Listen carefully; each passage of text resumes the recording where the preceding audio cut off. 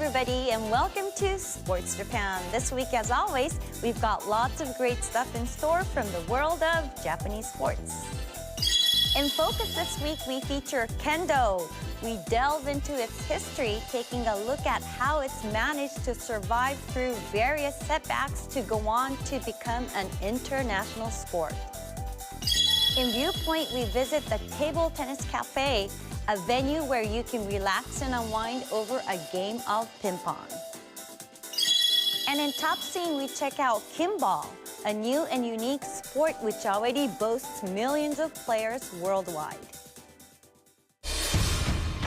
In Kendo, competitors attempt to strike specific areas on each other's bodies with bamboo swords known as shinai. The action can be over in an instant, with top competitors taking just half a second to strike. Some can even launch an attack in a mere tenth of a second.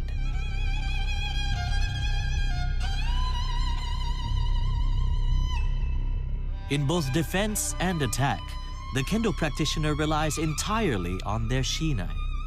These swords evolved from the real blades once used on the battlefield. From the 10th century, Japanese warriors, known as samurai, were permitted to carry swords at all times, and from the 12th century onwards, the country was run by feudal military governments or shogunates. The samurai also performed an administrative function, like that of the modern civil service. Even in times of peace, the samurai had another important duty, however. And here to discuss that with us is martial arts expert Alex Bennett. Japan became relatively peaceful at the beginning of the 17th century when they created the Tokugawa Bakufu. And their role in peacetime society changed. And from combatants, from actual, out in the battlefields fighting, they became, bureaucrats. And one of their important jobs was to really maintain the peace in societies. And so they had to practice the martial arts as well to make sure that they're always prepared, just in case. Samurai began learning martial arts at a young age and were required to continually polish their skills. Over the centuries, many different styles of swordsmanship developed. Practicing with bamboo swords and protective gear first became popular during the latter half of the 17th century. As bamboo sword practice could be conducted safely, its popularity grew not only among samurai but also with traders and farmers. By the early 19th century, there were already more than 700 different schools.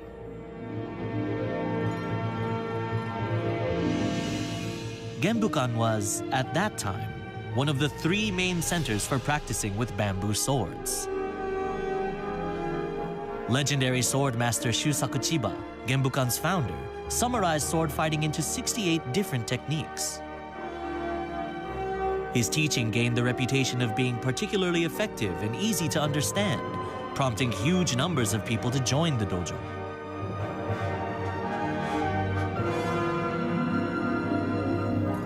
Shusaku Chiba's 68 techniques became the basis of modern Kendo.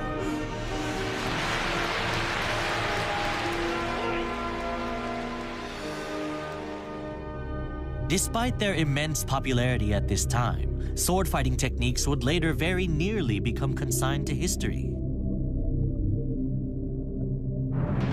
A major turning point in Japan's modern history was the arrival in 1853 of Commodore Perry and the first warships from the United States. For centuries, Japan had restricted trade with other countries, but the US demanded it open its doors. The huge warships were loaded with the latest advanced weaponry. Japanese people quickly realized that swords were no match for such military might.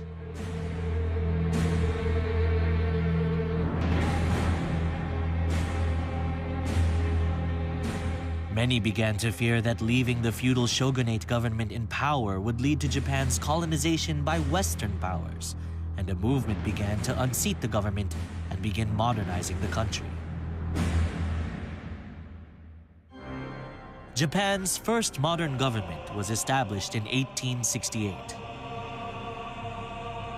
The Tokugawa shogunate, which had lasted over 260 years, collapsed, and the samurai became regular citizens.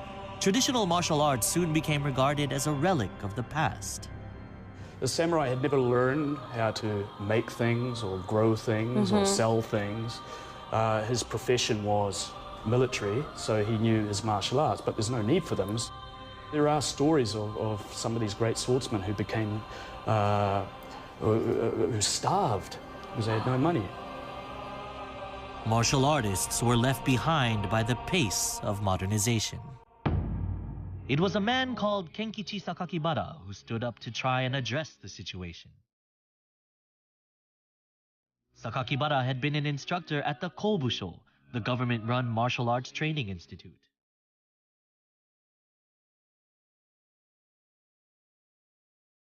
Seeing the despair of samurai who'd fallen on hard times, he came up with a plan to assist them. He decided to try and popularize sword fighting once again by arranging what were called Gekken Kogyo, sword fighting shows featuring bouts between talented swordsmen. As sumo was still popular at the time, he decided to hold these bouts in sumo rings. The shows were a huge success. The first day he opened it, there was over 3,000 people or something wanted to get inside. And so, of course, they're all paying. So all of the money that he got from the paying customers, he would divide it among the swordsmen. And some of the best swordsmen, before long, they were getting the equivalent of, say, $100 a day for doing a few fights. Sakakibara's success led to the establishment of associations across the country for the management of organized sports. This allowed some swordsmen to survive the changing times by traveling around the country, earning money by showing off their skills. It was also around this time that the Satsuma Rebellion broke out, a revolt by former samurai who objected to the direction taken by Japan's new government.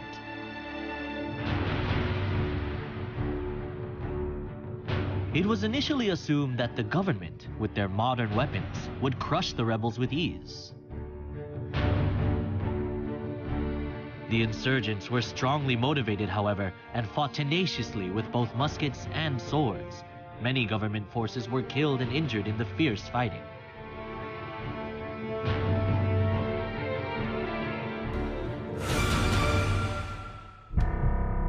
It was the Batto Tai, a select group of special forces from the new government's Metropolitan Police Department, that was able to rise to this challenge.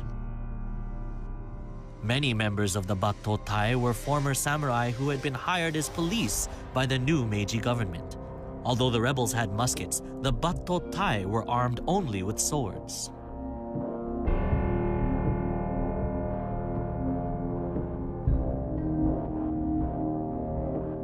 But it was during close quarters combat that the swords came into their own. The Batto Tai won, and they were only using swords. So they took swords to a gunfight, and they won. And this was quite sensational throughout the country. When you look into it, there are various factors behind it. For example, I think the weather was very bad. There was a lot of fog. So you can't see. The success of the Batto Tai led people across Japan to reassess their view of swords. There was a growing consensus that the swordsmanship that lay at the heart of the samurai spirit should not be underestimated, and from then on it was adopted as a standard part of police training. They needed people to teach. So who was going to teach the police how to do kenjutsu? Well, they went to the old stars of the Gekken shows and gave them employment as instructors to the police or in the military and so forth. And Sword fighting went on to be included in Japan's school curriculum in 1912. This is when the traditional name of Kenjutsu was changed to Kendo. It also marked a new emphasis on physical and spiritual health. Some important footage from the early 20th century was recently found. It shows fierce Kenjutsu practice.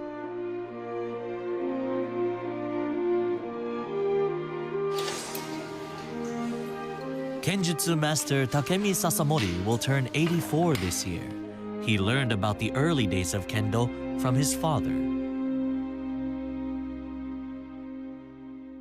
At the time, there were some very rough techniques, including sweeping an opponent's legs out from under them or thrusting the sword up under their mask to knock them down. Sasamori explains that in Kendo's early days, it wasn't as refined as today and was heavily influenced by battlefield arts.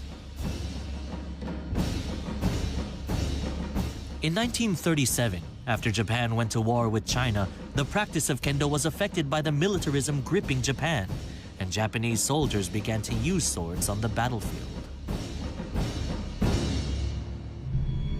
This relationship between sword fighting and the military resulted in another major crisis for Kendo after Japan lost the Second World War. The victorious Allied forces who occupied Japan banned not only Kendo, but almost all Japanese martial arts. There was an organization in the war years called the Dai Nippon Butokukai, and that was the umbrella organization for all of the martial arts.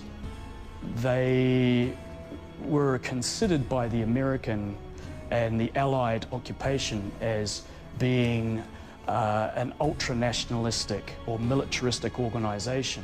And so they were considered, this organization, the Butokukai, was considered to be dangerous.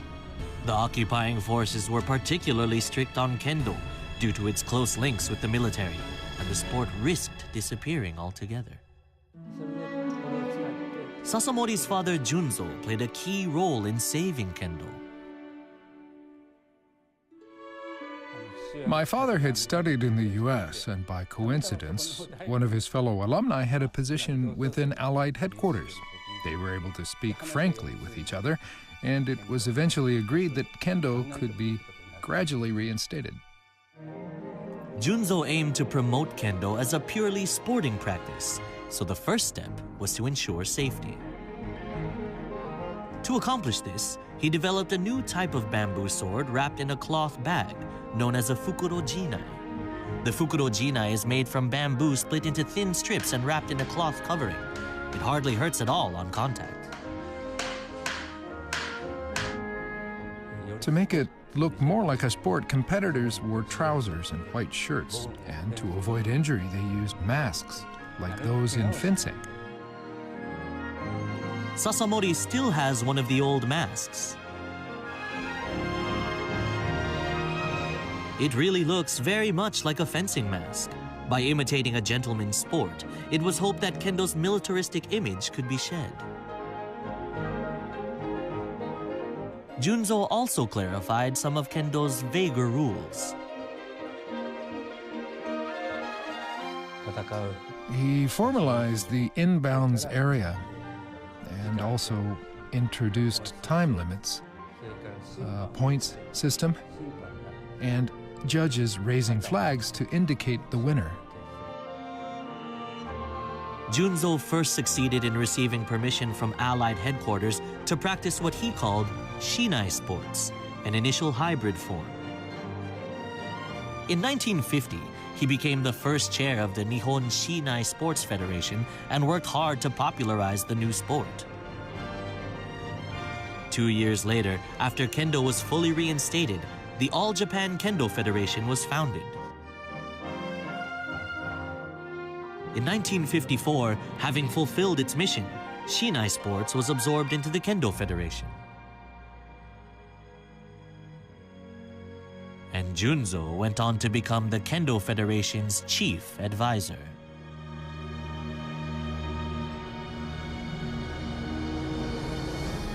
Many of the rules drawn up by Junzo to create Shinai Sports helped shape modern Kendo, which now has more than 2.5 million practitioners worldwide.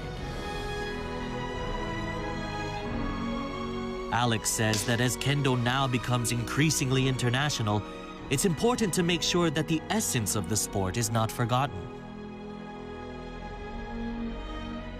There is a trend in sports as they become popular, there's more of a need to make it black and white, and the rules become very strict and very detailed. And I think Kendo has a lot of grey area in it.